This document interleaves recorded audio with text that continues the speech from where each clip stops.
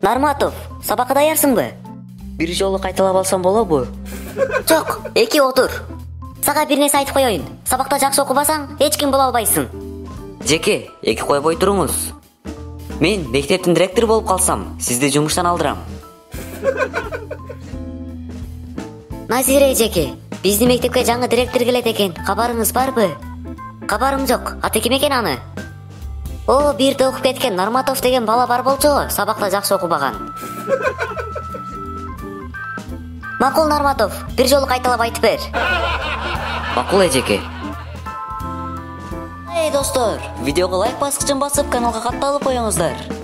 Эгерде биздин видеолорубузду дагы көрүүнү кааласаңыздар, каналга катталгандан кийин коңгурочону жандырып коюңуздар. Ошондо биздин видеолорубузду биринчилерден болуп көрө аласыздар. Айткандай достор, бул сөздөрдү менден үйрөнүп албагыла. Кийинки видеодо көрүшкөнчө аман болуңуздар.